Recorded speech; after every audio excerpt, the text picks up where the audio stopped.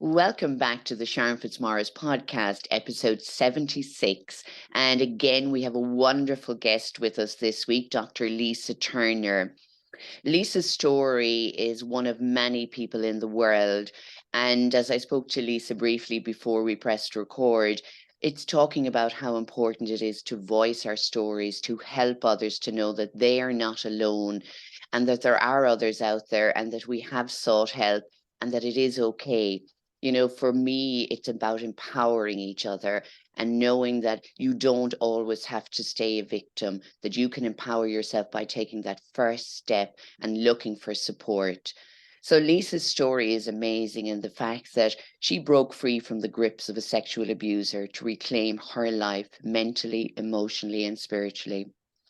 And because of this, and this is the part I love the most, this triggered a process of research that Lisa took on, finding the very best in transformational therapies, which led Lisa to create a powerful healing technology called conscious emotional transformation, and it unites science and spirituality. Lisa has a background in mathematic modeling and aeroacoustics, which I know nothing about, and maybe Lisa will inform us all what that is. And she's transitioned from scientist to spiritual teacher, now a trauma expert. She's sharing through her books, through her speaking, through her TikToks, which that's where I discovered Lisa. I love it. And she's going to share with us today. So Lisa, you are so very welcome. Oh, I'm delighted to be here. Absolutely delighted. And just to put you all in the comfort zone, mathematical modeling about aeroacoustics, it's just some slightly tricky sums about noisy fans. There we are. I love that. Isn't it amazing? That's one of the things I always talk about with labels, and how they look so out there. And we're like, what is that? I'd never be able to understand that. But when you describe it so simply, it's like, oh, yeah, that kind of makes sense now. Yeah. Well done, Lisa. So we'll go back before we go forward, as we always do in our lives. You were born and raised in Australia, Lisa. Is that correct? I was actually born in the UK, but I was raised in Australia. My parents emigrated when I was only 2. So I had no memory of vague memory of the UK. In fact, one of my earliest memories is being on the plane. I guess it was a significant one, but I don't think that's particularly relevant to my story. But Yes. all of my formative years were in Australia. Yeah. Wow. So growing up in Australia as a typical child, what was your childhood like, and your parents and all of those things that, that form us as children, and leading up to adulthood. What would you say you were like as a child, Lisa? I think I was a fairly typical Gen Xer. So my parents were loving and they were ambitious. I didn't have a particularly unusual childhood, I think is, from other people in my age group. Yeah, there were, I was a latchkey kid for a while, and my parents were both entrepreneurs. My dad set up a business, also doing computer modeling of plastics. Yeah. So probably, I don't know, runs in the blood or something. So my childhood was like, it was happy, it was joyful, it was fun. I had an elder brother, I had friends, I went to, the local school. There wasn't a lot of childhood drama. And that's actually one of the misconceptions about how grooming happens, the idea that, it's the vulnerable children we've got to look out for. And actually, sometimes it's the opposite. In fact, I don't know if you saw in one of my recent TikToks, I was doing the 4 stages of grooming. And I said, there's this myth that it's the vulnerable kids, but actually often it's the happy, well-rounded, kids who are well cared for, because they actually grow up thinking adults are good. And so they have this intrinsic, every adult I knew was trustworthy. Why would I suddenly have any alarm bells about this one particular person? That's a really, really good point, and something I'm glad that you said, because there is, a misconception that it is vulnerable children or children that come from maybe a broken home or poverty, and they're looking for somebody to save them or rescue them or to love them. And in fact, yours was completely opposite to that. So that's a lovely story, to base your the next part of your story going forward. So you were this well-rounded child, and it was in your teenage years then that somebody started getting your attention. Tell us about this, Lisa. Yeah, so I first met him. I love to sing. I love music. I was in the school choir. I actually the first time I ever saw him, we'd normally had the choir practice was just, you know, a pianist. And I shouldn't be, that sounds very dismissive, but there was a pianist and that was all there was. And then this one day, without any notice, there was a whole band. There was somebody playing the bass, somebody playing the electric guitar, somebody, you know, on the drums, and it was this, you know, rock band, and it was for a rock opera that we were putting on, the school production. So the first time I ever saw him was playing the electric guitar in the band, and I remember, you know, me singing in the choir, and I don't think I had a solo at that in that particular production, but somehow I caught his eye, he caught my eye, whatever. And at this time I was 12. So that was the age. That was the first time I met him. I then had, I was already having guitar lessons. He became the new guitar teacher, started having guitar lessons for him. And then for some reason, this is, you know, people often ask me this question, like, what was it that had him pick you? And I actually don't know that he picked me. And in my various books, I talk about the 4 stages of grooming. And the first stage is luring, where I think they just cast the net out and they just see who nibbles, you know. It's like they just, you know, see, oh, who bites, who takes the bait. Yes. And he gave me his phone number and I took it and started phoning him. What age was he, Lisa, at the time? He would have been 26, 27, something like that. And at any stage, did alarm bells ring for you then in him giving you the phone number? No. Were you kind of intrigued or a little bit flattered by this older teacher? You know, 26 is not old, but when you're 12, 13 and 14, it's amazing for somebody older to even notice you. Yeah, absolutely. And that's a huge, huge part of it. That's often how the process goes. And that's one of the things that they use to hook you in, because one of the next stages of grooming is enchantment. And part of that is this flattery, which does start at the luring. It's like, wow, who am I that he's given me his phone number to? And it's all, my whole story is, if anyone's interested in this book, which is currently being adapted for screen, so that's I Loved a Paedophile, which I know is an edgy title, but so it was unbelievably flattering. And then he started to do, you know, the you're so special, you're so magical, you know, you're so amazing. And of course, what 12, 13-year-old to an older, you know, with an older, as you say, you know, seems so much older than me. He's a proper grown-up. Yes. He's interested in me. Wow, this must be something special. And one of the things they start to do here is, in this enchantment, it's just like total love bombing. And that just continued for a while. And I started then to have private lessons with him, or other than just the small group lessons. Then I had private lessons at his house.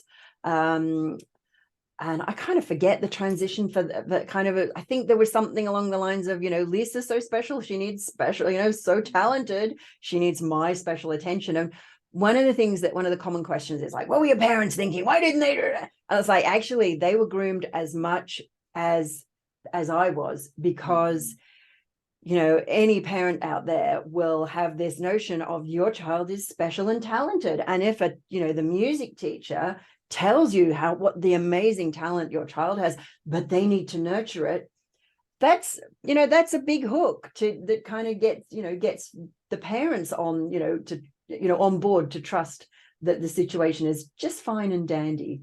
Absolutely. I so agree with you, because again, when the teacher comes and says, oh yes, your child is a special talent, every parent is like, oh wow, really? Oh my God, we must put them out there and do more. And yes, the private lessons.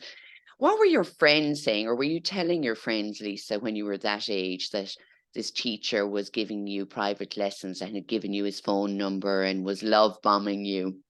Yeah, I mean, I wouldn't have used that expression then, that he was love bombing me, Yeah. but so most of my friends I didn't tell, and that was actually part of the charm, if you like, the magic of this. This was our special secret. So there was that. And I did have a couple of, girls, we always have our best friends, right? And my besties, I did tell, and they were like, wow, like, and they were, it's like the kudos that I got from my friends was almost as kind of enchanting, if you like. And this is the enchantment stage. It was almost as enchanting as the love bombing that I got from him. Yes, they were looking at you thinking you were so cool, that the older teacher, he's so cool and he likes you. Yeah. Yeah.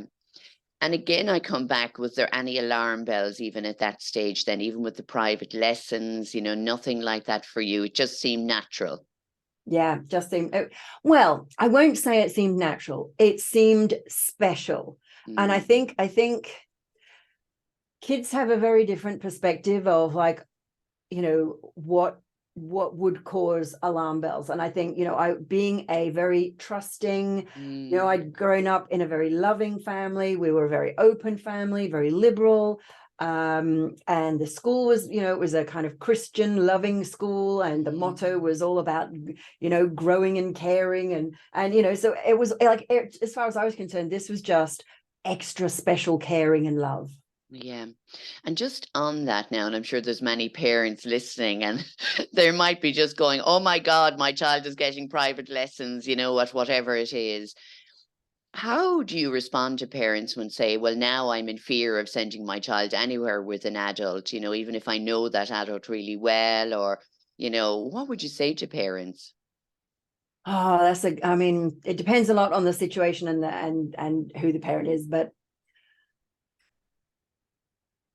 I would just the thing I would say is keep the dialogue open with your child. Keep the dialogue open. And I have quite an unusual perspective in that I don't necessarily think that all relationships with adults and kids, I mean, I'm not saying sexual relationships, be clear about that, but I'm not, Yeah. when a child has a relationship with another adult that's outside of their family, it can absolutely be 100% wholesome. And I don't want us ever to blanket ban that, because actually, there's this whole "it takes a village to raise a kid," thing. And I like, that is so true. And I think it just puts more burden on parents if they have no other adult that they can rely on. So, but I think it's about keeping the dialogue open and discussing things with the kid. And I think actually, the more we protect children, actually, the more we potentially, not necessarily, but potentially endanger them. Because if a child is protected from like the whole concept of sex and sexuality when it comes along, and they're completely unprepared for they have no frame of reference for what is okay and what is not okay. What And advice would you now, as you're very well educated and, very knowledgeable, Lisa, say to that young Lisa, if you had the opportunity now, if you were the adult looking on and noticed this relationship, what would you say to her? And do you think she would listen? I think I probably wouldn't have listened. And that's one of the challenges. That's why I just say keep the dialogue open, because what would I say? I often find this a really tricky one because, and I actually get asked this question a lot. And I take now, coming through the other side, a very big picture, visionary viewpoint to my life. And, a lot of people would imagine I'd be saying something like, don't get in the car, or, whatever. Yeah. Like, but here's the thing, and this is going to seem a little bit unusual maybe to some. So I really like who I've become. I really love my life. I really love the relationship I have with my daughter, with my granddaughter, with my husband. I love my work. I love the difference I'm making to the world, and I'm proud of that. And if I hadn't gone through that experience, I wouldn't be doing this. Absolutely. And so to go back and say, don't do it, or what, like this kind of prevention thing, for me personally, I'm okay with what I went through. Now, if you ask me that question, like maybe a couple of years after I'd escaped, I would probably have said, don't get in the car. Don't go to McDonald's with him. Yes, I think it's really from the perspective of where you are on your healing or recovery of that trauma, really, isn't it? Because I know there may be some people listening, and I've spoke quite openly, as I shared with Lisa, through my own journey of being the victim for many years, long after, that the abuser had left this world, and I was basically abusing myself by, being powerless, in that story. And it was only until I started saying, you are not being abused any longer by anybody else. You're doing it to yourself. It's now time to start taking responsibility for your own life and not stay the victim, because staying the victim, it was like being abused every day by yourself. Absolutely. Yeah. And I think that's a beautiful way of phrasing that every day you continue to experience yourself as a victim. It's as if you are being abused on a daily, but you're, as you say, abusing yourself. So yes, yeah, absolutely. so And I know not everybody is at that stage. There's many people listening and they're still suffering the trauma of it. And it may not be sexual abuse as a child. It may be domestic violence or emotional abuse or whatever they're going through right now. And they just can't see a way out. But again, listen to Lisa's story, because there is hope, and happening to you at such a young age, and being groomed and enchanted and lured, and then being trafficked, which we're going to move into now, and seeing you sitting here and surviving that, and surviving it so beautifully, Lisa, where you're now sharing with others. That gives me hope for the future, gives me hope for everybody that is caught, in a situation where they feel completely trapped and powerless, that there is a way out. Tell us about being trafficked from Australia to the UK. Now, you use the word trafficked, and many people would think you were put in the back of a lorry and you were brought across borders without bread and water. Tell us about what your trafficking journey actually was. Yeah. So this is again another one of the myths that I like to kind of bust. Really, I like to bust myths. Now, the idea that kids are grabbed and thrown into the back of a lorry and taken across borders, it happens. It does happen, but by far the majority of trafficking cases far outweigh that kind of experience. By far, in a way, the majority are where the child goes through what I call these 4 stages of grooming. So the first is luring, which we've covered. The second is enchantment. Now the next is the coercion and manipulation. And this is where, so if I just go back a little moment to the enchantment. So in the enchantment, what happens there is the groomer, and the reason I've classified it as this is because I've worked with hundreds of people who have been post-extraction, and we have to deprogram and reprogram. And so when we understand the process that they went through, then we can reverse it. So in enchantment, one of the things that the groomer does is they drive a wedge. The reason I'm pointing my hand like this is they drive a wedge between you and everyone else. And the way they do that is first of all, they criticize your friends as being stupid and dumb and silly, but you're special. Right. So they kind of like stroke your ego, put your friends down. So then you kind of start to distance yourself from your friends. They tell you that your parents don't love you. They don't care about you like I do. You're so special. You're so amazing. They don't appreciate your talents. They don't love you like I do. Again, the wedge is drawn through, and they even start to pick, like normally, any normal teenager will have rows with their parents. And what the groomer will do is they'll side with the child and make the parents the enemy or the other teachers the enemy. And so the child is more and more isolated. So their entire self-esteem, self-worth, and all of their, like, the only trustworthy adult in their life becomes the groomer. And now we've slid into the manipulation, coercion, so that, like, there's no kind of hard and fast stop and start. So in manipulation and coercion, this happens more and more. Frequently at this point, the groomer starts to test the child, getting them to do something that's a little bit like, and they don't, go straight into let's have sex. It's like a little kiss, a little peck on the cheek, a little kiss. Oh, and then a little fumble and a fondle. And then it just and it's on that slippery slope. Now, if at any point the child goes, hang on, I don't know about this, I'm not sure, the groomer will blackmail them and say things like, well, if you really loved me, you would. classic blackmail. And I'll do something bad to myself if you don't. And also remember all that, because in the enchantment phase, they're lavished with time, attention, and treats and presents. And so, well, I did all those things for you. Now you owe me. Like, this is, so there's this kind of thing. And how they do that, how brutal, or that, I mean, my groomer, he loved the passive aggressive. So he was like, well, you've had all that, I guess I don't get anything. And then it's like, no, of course I'll do this for you. So that passive aggressive thing, and they'll try lots of tactics, and then the one that works, they'll push that.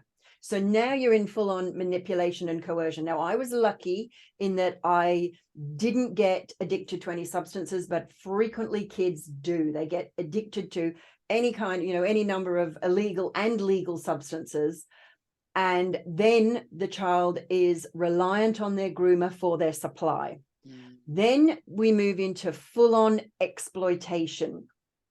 And this is where that, in order for the child to maintain the supply, and the supply might be just love and attention, love and approval from their groomer, that might be the supply. And if you shut off all other avenues of connection and support from any other human, let alone adult, then that's it. The child is dependent and codependent on the groomer. So my experience was that he decided to go to the UK. And I believe later on I found out that he was part of a larger ring, and the whole school, there were a number of this was happening in a number of with a number of teachers in the school. So he decided he was going to go to the UK, wanted me to follow, persuaded me to follow. And when the plan was, he went like just after Christmas, and the plan was I was supposed to go at Easter. But I think he didn't trust me that I wasn't going to get ungroomed. And it was actually happening. Almost as soon as he left, like, I started seeing my friends again. I started to have more fun. And it's like, by this stage, I'm 14. And I'm like, actually, this is okay. Actually, you know what? I'm preferring this. Like, I haven't got the pressure of and the demands of always being there for him. Because if I wasn't there for him all the time, he would have a little tantrum. So what he did was he then started to send letters saying that if I didn't come straight away, he was going to kill himself. Now, that's a massive burden for a 14-year-old who has no structure to kind of the whole concept of emotional blackmail and being passive aggressive. Like, those were terms that, and to be honest, this is the 80s. They weren't even common terms then anyway. And certainly I had no, as a 14-year-old, had no experience of them.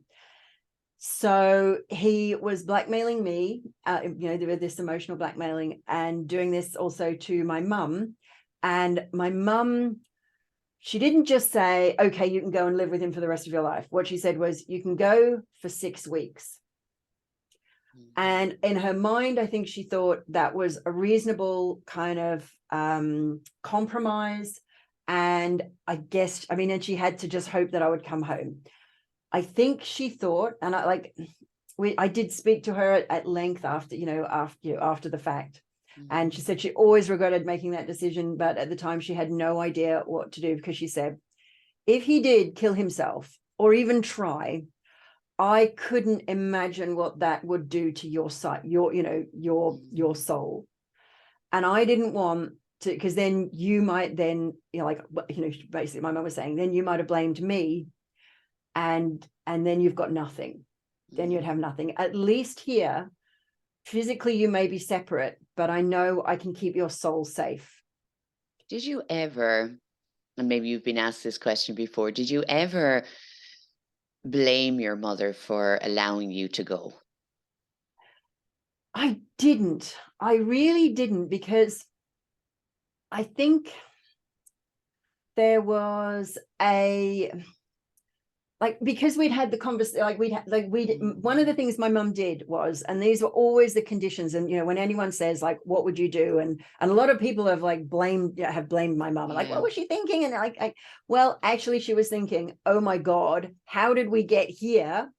And now that we're here, how the heck do we get, where do we go that's safe? And there's, remember, this is before Childline, for goodness sake. Yes. The whole concept, Yes, there wasn't the awareness that there is now. There was zero awareness.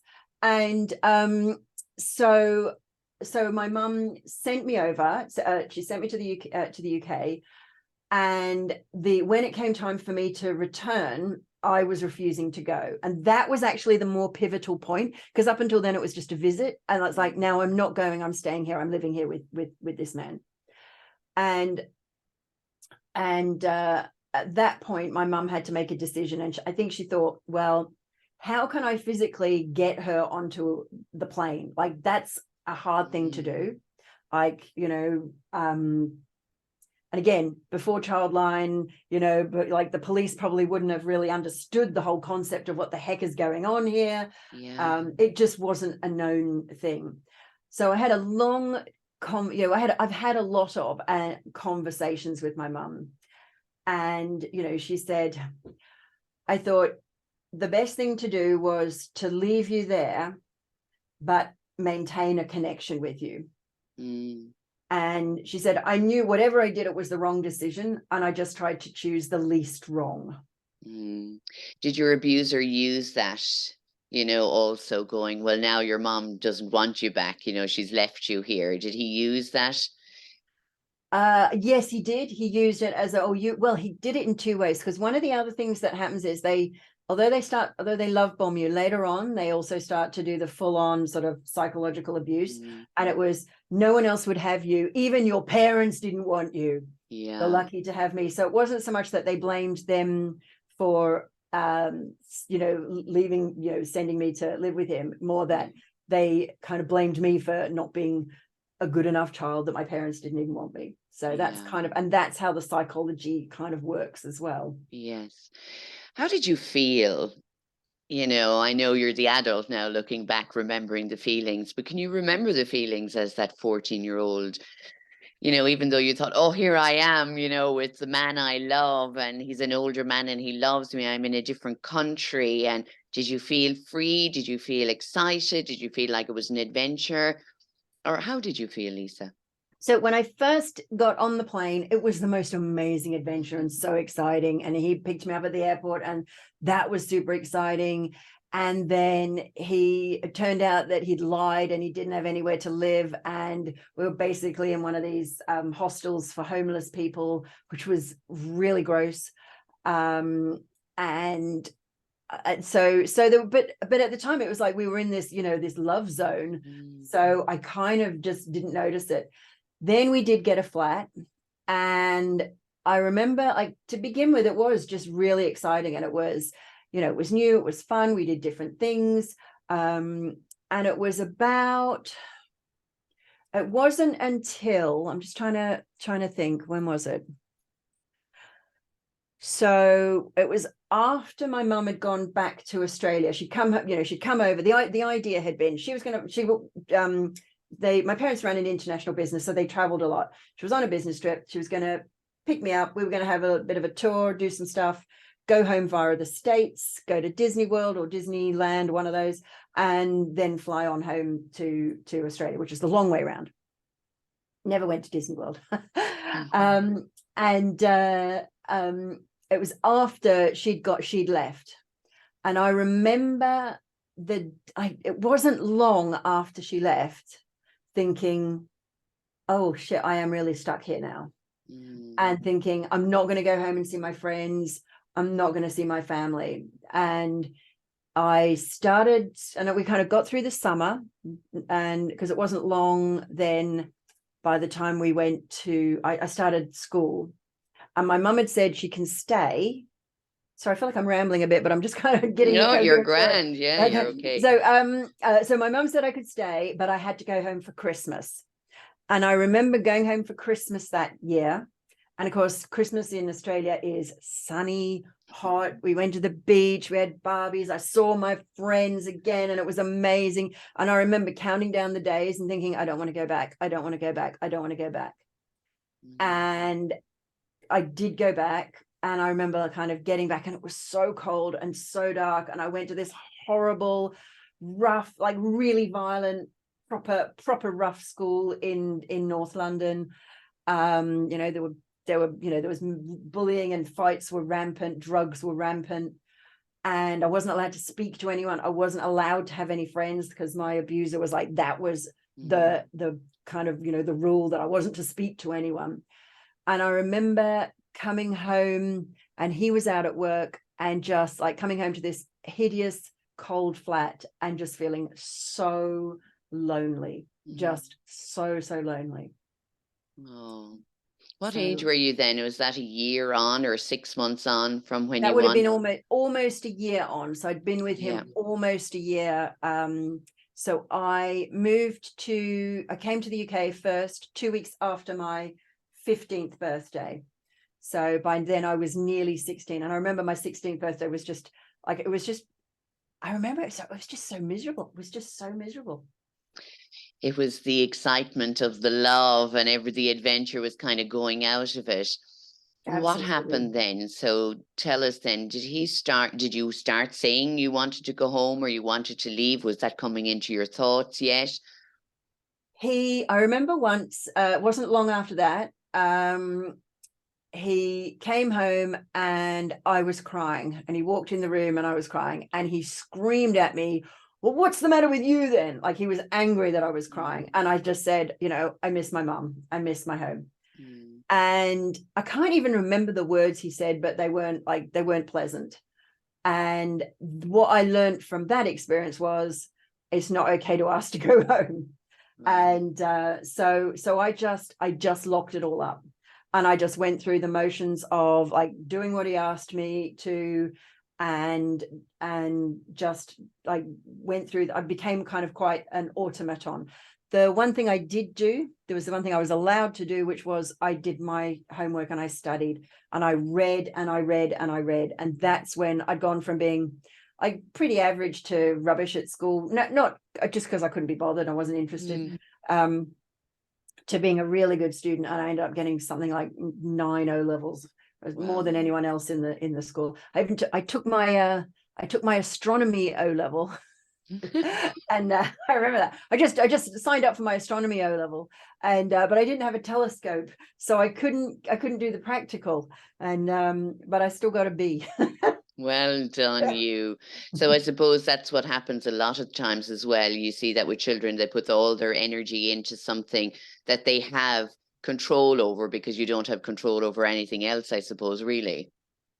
Absolutely, that is absolutely it. I also saw, like, I've always been in for, like, I've always understood the long game. I kind of saw the only way I'm going to get out of this is I've got to get good grades, I've got to get an education, I've got to get a good job so I'm financially independent, and then I'll be able to escape. Now I'm thinking like that's a decade ahead, but that's what I was thinking. It turned out it wasn't a decade, but that was like, that's the only way I could get out. It was also this thing, like, because one of his put downs was, oh, you're not as smart as me because I've got a degree and I know this and I know that, you don't know anything. And of course, like, well, I didn't, because I was 16. Yeah. I was a child. And I kind of, there was this always, oh, when I get to this age, when I get to this education, then I'll be his equal. So Do there you was think always there that. was a resilience within you?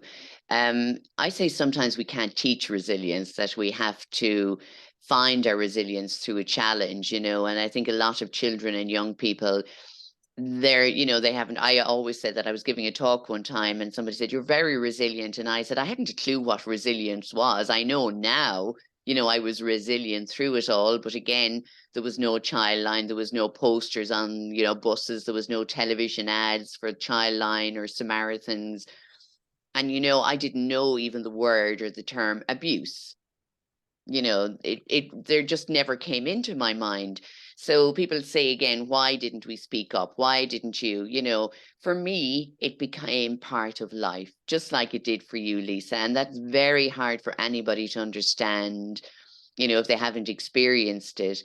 But many of the things that you're even talking about, it sounds like even a narcissistic relationship, that people have with somebody that's loving them and giving them everything and telling them how amazing they are. And then they're controlling their lives and saying, that friend isn't good for you. Don't hang around with them, or controlling how much money they spend. And it does, as I said, it doesn't have to be sexual abuse. It can be abuse of any place where they are coercing you, where they're starting to manipulate you, where they're starting to tell you that you can't live without them. So that's a really important point. You don't have to be 12 or 14. This happens to women and men all over the world, all ages. So it's, again, for me, there's so many little inspirational messages there, Lisa, is if you have any kind of a warning sign, you know, as an adult, because children may not always have the warning signs, but as an adult, if anything, Lisa, has kind of hit you, you know, all of a sudden you go, oh my God, that's my relationship. You know, maybe have a little think about that and go, you know, you are an adult, you have the choice, but you may need support to get out of it. So, Lisa, tell us about how you, do I use the word escaped, or do I use the word made a choice to leave for you? Yeah, so either is fine. And again, you know, there's this myth that the way to get kids out is you swoop in and you rescue them and carry them off. And one of the, you know, a lot of the work I've done you know, in recent years and recent decades has been post-extraction recovery, because one of the things that keeps anyone locked in a relationship like this, and this happened, as you say, and I'm so glad you said this, at any age, there's complete control. And it was so funny. So one of the, like, not funny, haha, but weird. There was one of the weirdest experiences. So whenever I did something that he didn't like, he would do what he would call the lock-in. So he would just, and it really ironic, he would just shut me in the back bedroom, and I was told he didn't want to see me, and I was to stay there, and, you know, till I'd learned my ways or whatever. So it's basically, you know, being sent to my room, but it wasn't even my room, it was just a room. And I remember being there and thinking, oh God, someone please get me out of this. This is awful. Somebody please rescue me, because I just didn't know how to get out. And I remember hearing, like, it was weird. I was like, sort of begging for somebody to come, please come, please come.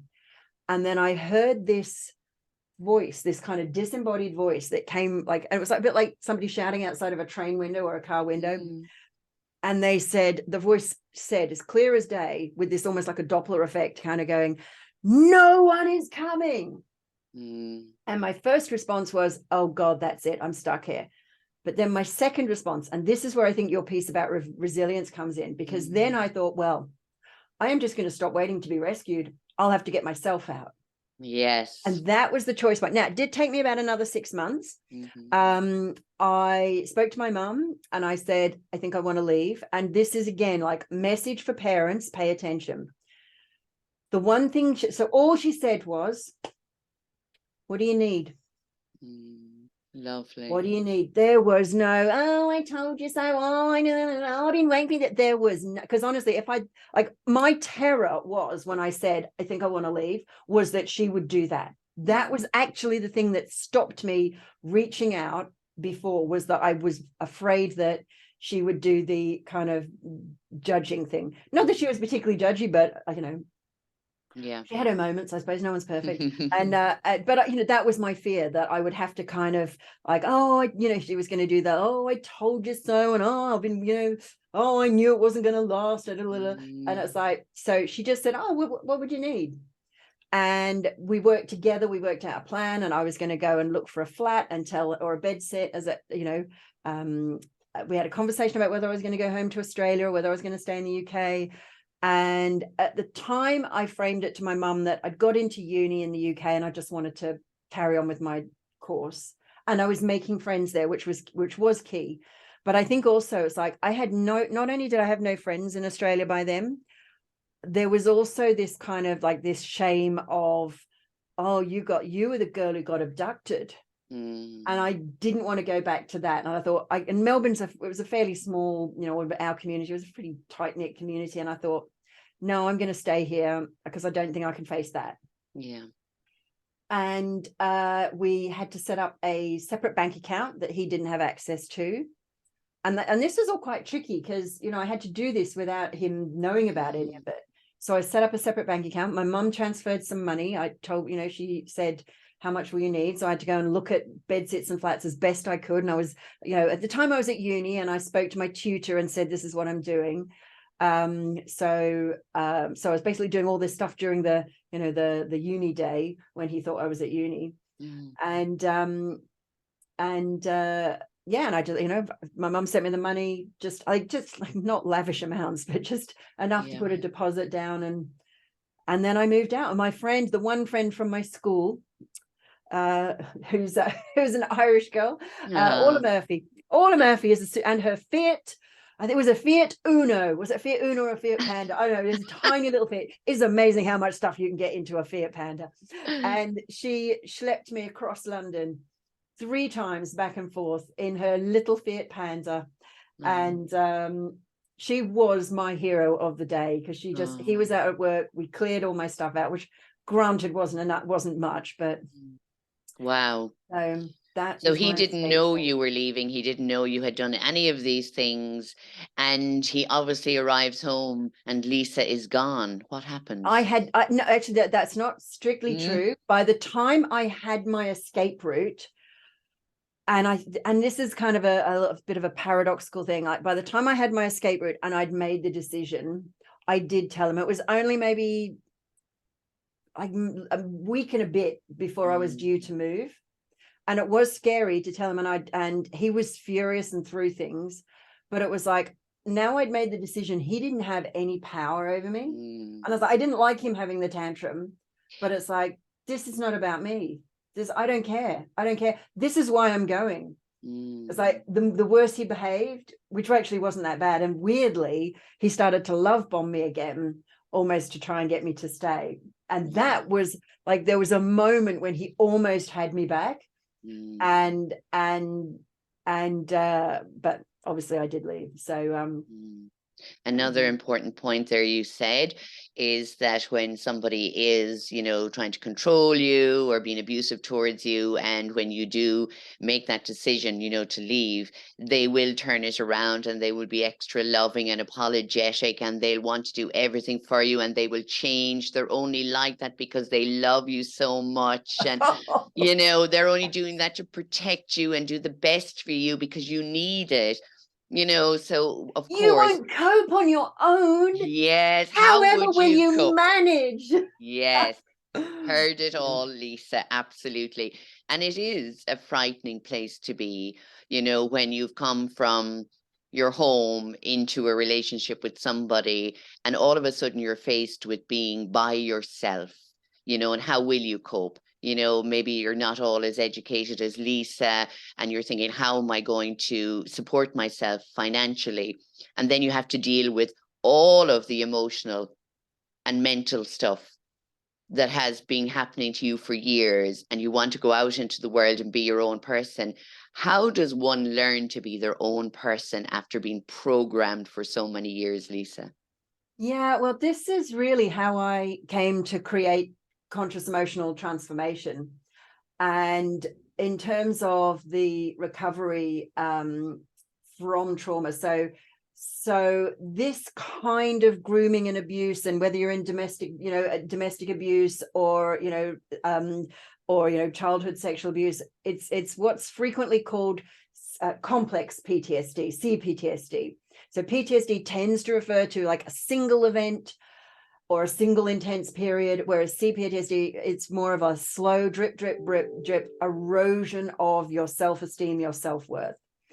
So after I got out, and it took me a while to even get angry, I'll be honest with you, then I recognized, in fact, it even took me a while to realize not everyone felt like this. And I would wake up and drag myself through the day and just not know how to cope, or I was literally waiting for the day to end so I could go back to bed. And it wasn't for years later that I was, oh, that's called depression. Oh, there was a name for that.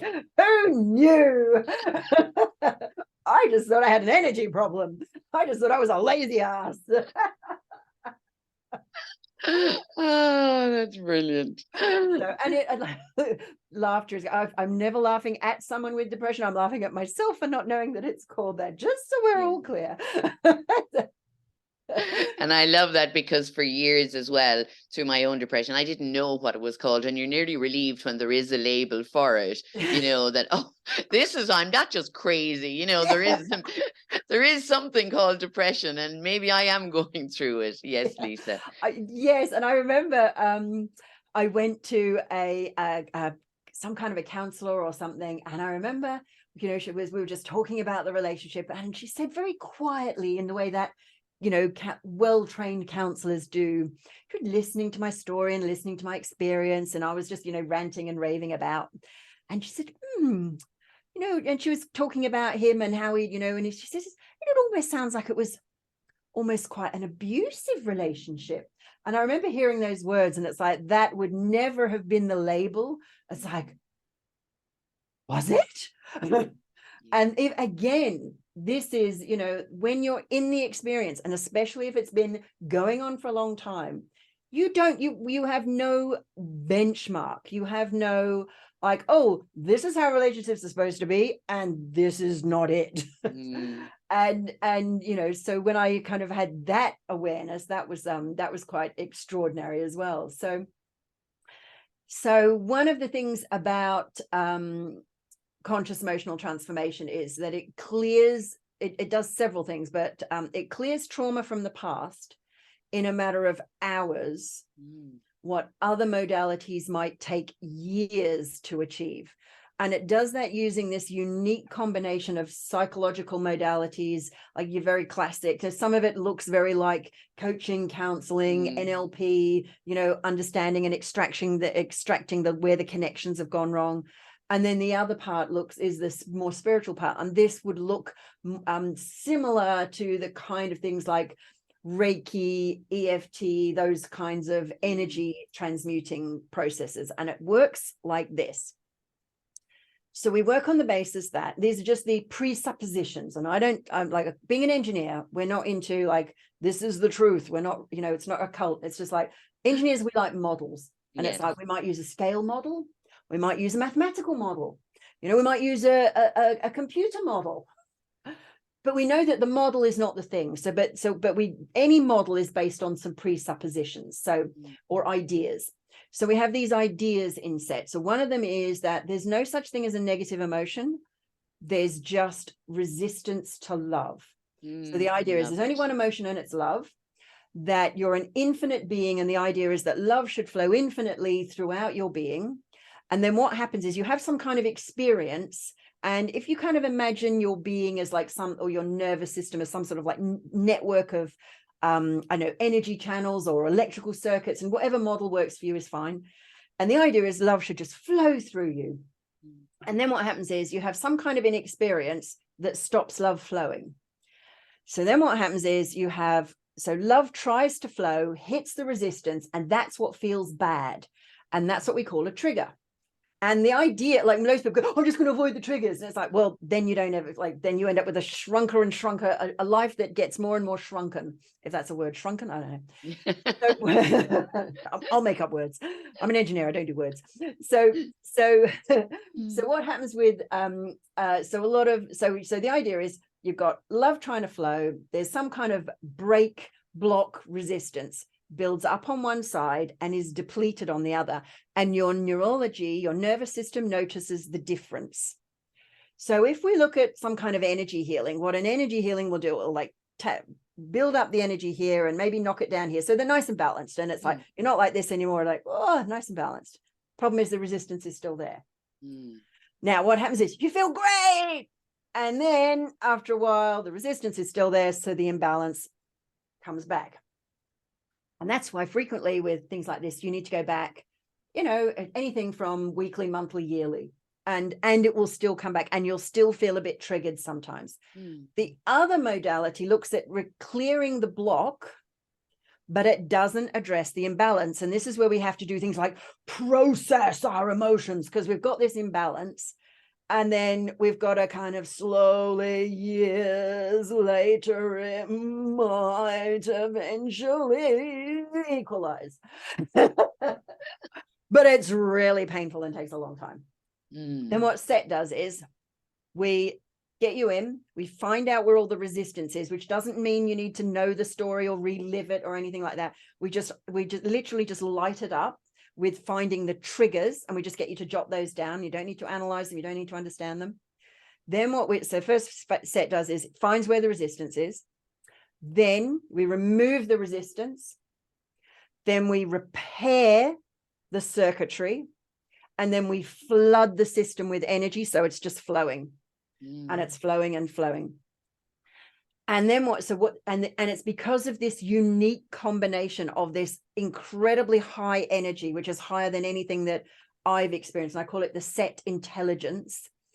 it's the combination of that plus the removing the block, rebalancing the energy. Then the final piece, which is always the fun part, I always say, is we actually build new expanded connections so that you can be, do, and have more of what you want. And this in it, because the fifth principle of love that I talk about with the 5 principles, the fifth principle is that love seeks to grow. And this is our desire for life, for more love.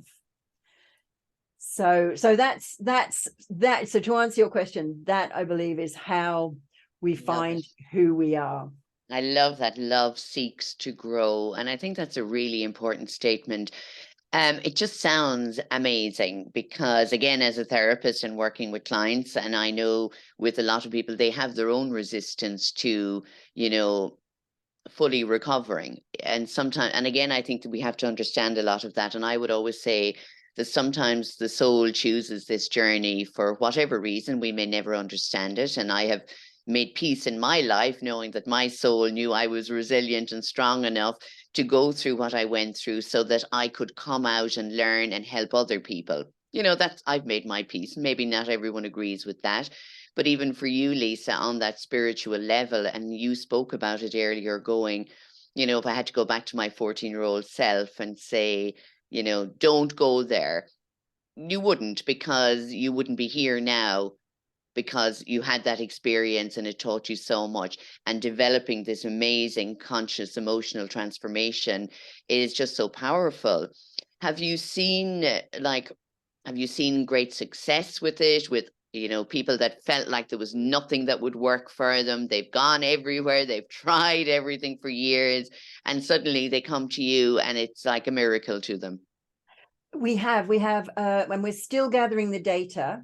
So what we do is whenever we do a set release, we always get people to do a check-in of their and it's just a self-assessment of like just an evaluation between 0 to 10 of what's the emotional charge before and after. And we have a 96% of people have a reduction of but so that it goes from anything, so from above 8 to 2, between 0 and 2.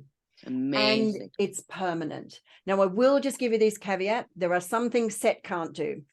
You can only release what you're conscious of, which is why you do sometimes you need several rounds of set, as I call it.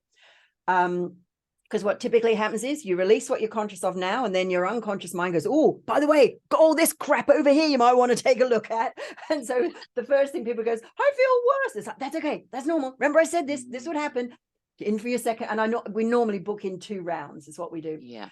So you can only release what you're conscious of. You can only release what you're willing to let go of. Now, why people are not willing to let go of something is complex, and it's because of something that that's frequently called secondary gain. But it's just there's some positive byproduct that they have where they feel they can't let it go, and there's no judgment. And again, that's why when we work deeply with a practitioner, we can find another way so that people are willing to let that go. But that's why we need to, so that's why and it's still only a matter of hours versus years. And it doesn't give you superpowers, create telepathy. You can't levitate. You can't, and none of that. So just be really clear. Will it make me taller? No, I'm really, keep up with the height exercises. Yeah.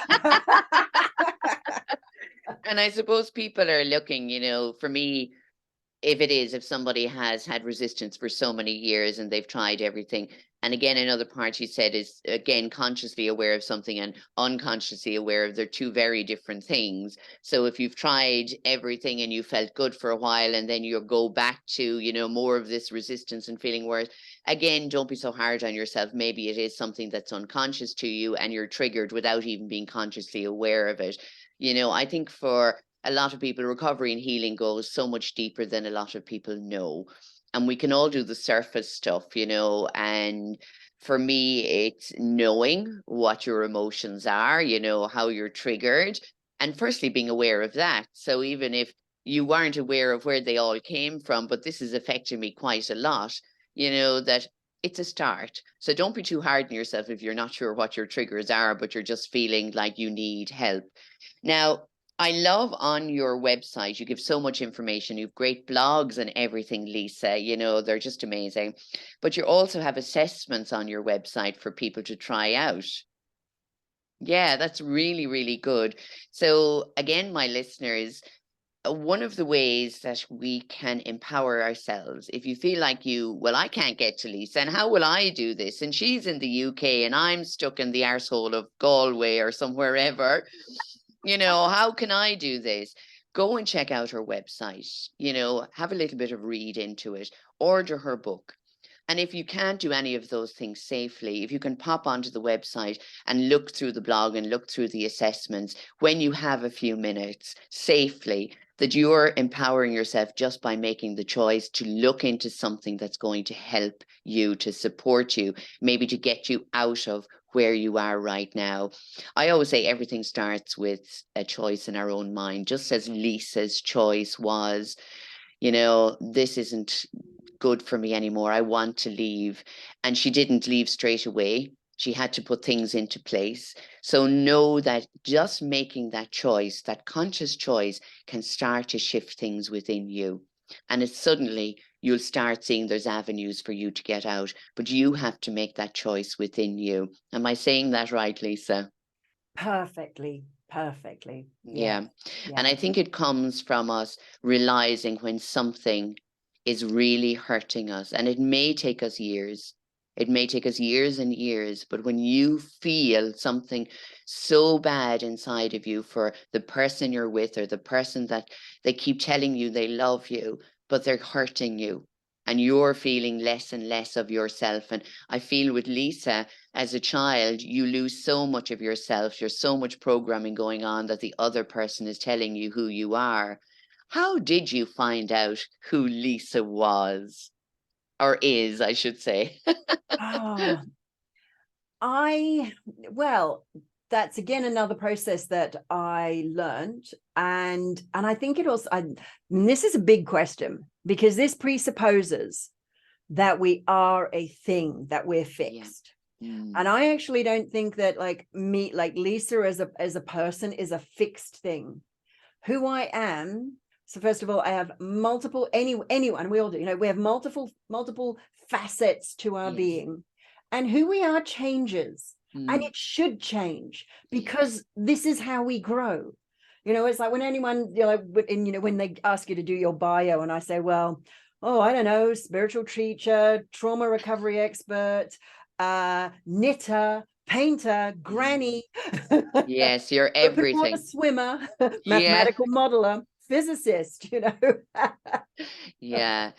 So I think this, who we are, I think that's almost, I don't know that that's a helpful question always. I wonder if a better question is, who do you want to be? And are you moving towards that? Yeah, that's lovely. When did you realize then who you wanted to be, or did you? Because even I feel like I didn't know who I wanted to be. I had no idea who I was. And even I didn't know who I wanted to be. I just knew I needed to be free to make my own decisions, even if I fell flat on my face, that nobody was telling me what I could and couldn't do, how to dress, how to look, how to speak, because I was going, if I continue to live like this, then I am losing whoever I am or whoever I'm supposed to be. And a bit like you, Lisa, I found out through my own healing, I was like, oh, I kind of like this person. She's kind of nice and I like her being like this. And I'm still discovering, just as you said. So if you were to say, the greatest discovery of Lisa as she is now, what would the greatest discovery be, Lisa? I think for me, it's my ability to learn, to adapt, to explain, to love, to share my knowledge, Yeah. to accept, and also to question, which I know there's some paradoxes in there. Yeah. It's like one of the things that I do is I accept the world just as it is, and I question what this is what I often say is like, this is the classic engineering statement, which is, it's kind of, there must be a better way of doing this. there must be a better way, like that, engineers, we're terrible meddlers, don't leave us near anything that's not working optimally because we'll have redesigned the whole thing. And I think it's that ability to question, there must be a better way of doing this, and then experiment. And I think, what you were saying about, even if you, because I love that about when you said about, even if I fall flat on my face, because the three phrases that engineers use, which is, there must be a better way of doing this, I wonder what will happen if I try this, and then immediately followed, often or very closely followed, as soon as you do try it, with like, oh my goodness, I never thought that would happen. I never thought it would do that. Turn it off. My exact words is, the laboratory was flooding. Shut it down. Oh, you're brilliant. And I think just as you said there, and again, maybe that comes from your background as well, but there must be a better way. And for you, trying so many different therapies, counseling, all of the things that you tried, and you came up with a better way, and a way that would help more people, the way that you had helped yourself. So I think that's lovely. So again, one of the things I would say is, nothing that we've ever done in our life is ever wasted. Even if you felt like that little job you had when you were 15, and it was a waste of time, and you didn't make that much money. But I bet you there's some attributes in there that lent to who you became later on. And everything that I have done in my past, as looking at you, Lisa, it's like everything you've done, everything you've come through has now lent itself to who you are now and who you're becoming. And I can only say, Lisa, you're an amazing lady. And I am so grateful that you shared your story with us all today and with me. It's just amazing to see your transformation, and that you're now helping other people to consciously transform as well. So thank you so much, Lisa. Thank you, Sharon. It's been my pleasure. Beautiful. So everyone, you can check out Lisa's website, www.cetfreedom.com. Lisa's also on Facebook, Set Freedom, on Instagram, Set Freedom, LinkedIn, company /Set Freedom. And please do check Dr. Lisa Turner out on TikTok, because that's where I found her. And I love it. We have an Irish program here, maybe your friend Orla Murphy told you about, called The Late Late Show. It's on a Friday night, and it's a chat show. And they had small Irish businesses on it last week, Lisa. And a lot of the small entrepreneurs said their business has gone from 5 people to 1,000 people through TikTok. I love it. Isn't that brilliant? I just thought, brilliant. Yeah. So there's positive attributes to everything. We don't want you stuck on social media every minute of the day. But if there is somebody like Lisa, straight away, what she was saying really gripped my attention. And then I watched a little bit more, and I said, I would love to hear this lady's story, or more of her story, because she shares so many beautiful tips on it. So you can check her out on TikTok as well, and tell her I sent you on from the Sharon Fitzmaurice podcast. So thank you everyone for listening again. As I said, please check out Dr. Lisa Turner, setfreedom.com.